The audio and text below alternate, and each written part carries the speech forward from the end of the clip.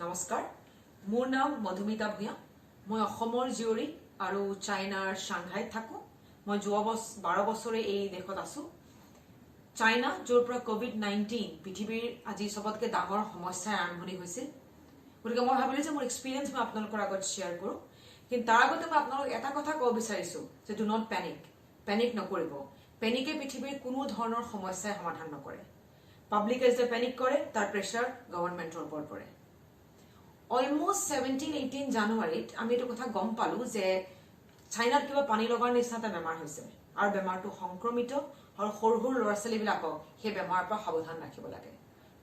এদিনৰ পিছত গম পালো যে সেই বেমাৰটো চাইনাৰ হুবে প্ৰভিন্স আমাৰ তাত ষ্টেট বুলি কয় ইয়াত প্ৰভিন্স বুলি কয় প্ৰভিন্সৰ কেপিটেল উহানৰ পৰা ষ্টাৰ্ট হৈছিল আৰু এই বেমাৰটো দ্ৰুত হাৰত বাঢ়ি গৈছে আৰু বেমাৰীৰ সংখ্যা দিনক দিন বাঢ়ি গৈ আছে তেতিয়াহলে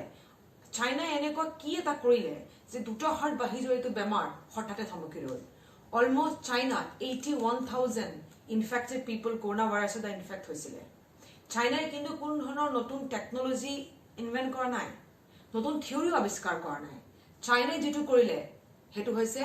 লকডাউন যেটো আমাৰ গভৰ্ণমেণ্টে আমাৰ চৰকাৰে আজি কৰিব লৈছে আৰু ভাৰতবৰ্ষৰ অন্যান্য ষ্টেটত অলৰেডি কৰিছে চাইনা যেতিয়া হুবে 23 জানুৱাৰীত লকডাউন এনাউন্স কৰিছিল তেতিয়া চাইনাৰ হুবে প্ৰভিন্স উহান প্ৰভিন্সৰ মানুহে লকডাউনটো নিজৰ সিভিক ডিউটি হিচাপে ললে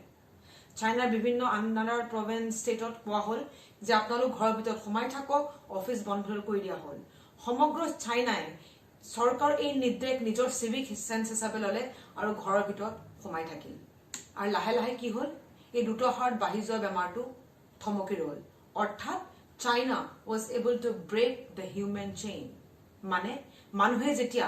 এটা মানুহে আনটা মানুহক লগ নাপালে তেতিয়া বেমাৰটো সংক্ৰমিত হবলৈ একোৱে চান্স নাপালে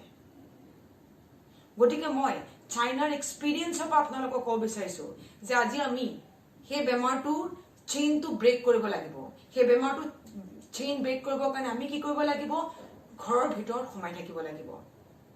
গভৰ্ণমেণ্টক ফলো কৰক ডিসিপ্লিন মেইনটেইন কৰক গভৰ্ণমেণ্টে যে ৰেগুলেশন দিছে সেইবিলাক ফলো কৰক মানে নিজৰ হাত ধোৱক ল'ৰা-ছোৱালীক শিকাওক হাত ধুবৰ কাৰণে হাত নোধোৱাকে চকু নাক আৰু মুখ নুচুব আৰু ঘৰৰ মিনিমাম হাইজিন মেইনটেইন কৰক তেতিয়া চাব লাহে লাহে আমি যেতিয়া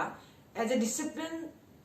মেইনটেইন কৰো আৰু আমি যে ৰেসপন্সিবল সিটিজেন হিচাপে যে সবেই নিজৰ নিজৰ কামবিলাক কৰো আমি গভৰ্ণমেণ্টৰ নিৰ্দেশ মানো তেতিয়া লাহে লাহে প্ৰবলেমটোৰ সলিউশন ওলাই যাব আৰু এটা সময় কেইদিনমানৰ পিছত হয়তো আমি আকৌ সুস্থ হৈ উঠিম আৰু আমি আকৌ বাহিৰলৈ ওলাই যাব পাৰিম মই আপোনালোকক মোৰ নিজৰ এক্সপেৰিয়েন্সৰ পৰা কৈছো যেটা দুটা মাহ আমি অলমোস্ট ঘৰৰ ভিতৰত সোমাই আছিলো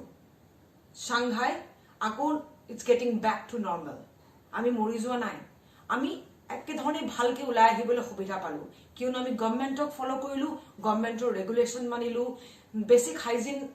অব্যাহত ৰাখিলো গতিকে মই মোৰ নিজৰ এক্সপেৰিয়েন্সৰ পৰা আপোনালোকক কৈছো ইটস দ্য ট্ৰুথ আপোনালোকে গভৰ্ণমেণ্টক ফলো কৰক লকডাউন হৈ থাকক ঘৰত সোমাই থাকক ফেমিলিৰ লগত টাইম বিতাওক ভাৰতবৰ্ষ পৃথিৱী আকৌ সুস্থ হৈ উঠিব ধন্যবাদ